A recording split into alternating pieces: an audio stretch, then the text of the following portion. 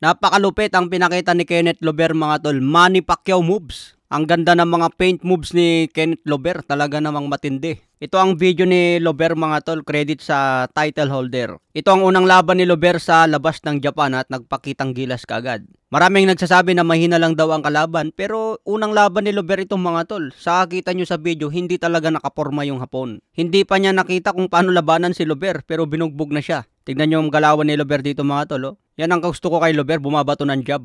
Saka pabigla yung mga suntok niya yun, oh, double jab kaagad. Yung jab upper ni Lover, na-mitch ko yan, malagang malakas. Diba? Magaling si Lover sa distance mga tol. Saka gumagamit talaga siya ng jab, ayan oh. 1-2 sa katawan. Hindi bumabato tong Hapon eh, medyo alangan yung Hapon. In and out, in. Ganda ng mga pick doon ni Lover. Ganda ng over left hand na yun. Sarap, Sarap na mga galawan ni Lover doon. Yung overlap hand na yun, talagang signature ni Lover yun. Maraming beses ko na yun nakita.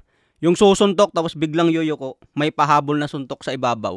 Nakita ko yan kay pambansang kamama ni Pacquiao mga tol eh. Nangyari din yan kay Timothy Bradley at Floyd Mayweather, talagang tinamaan ni Pacquiao. Yung overlap hand na hindi nakikita. So congratulations kay Kenneth Lover mga tol, impressive ang panalo niya ngayon. Talagang kitang-kita sa galawan, napakaganda ng kondisyon.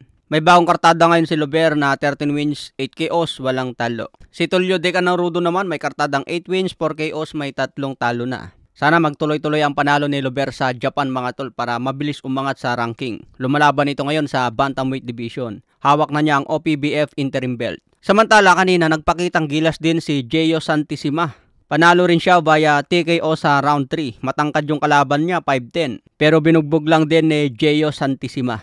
Nakalaban ni Santissima si Hiro Ichimichi. May kartadang 8 wins, 6 KOs, may 3 talo. Kaya congratulations din sa panalo ni Gio Santissima. TKO sa round 3. May bagong kartada ngayon na 25 wins, 21 KOs, may 7 talo. Magandang experience ni Gio Santissima mga tol. Nakalaban na rin niya si Manuel Navarrete at si Joet Gonzalez. Okay mga tol, supportan po natin ang ating mga kababayan na lumalaban sa Japan.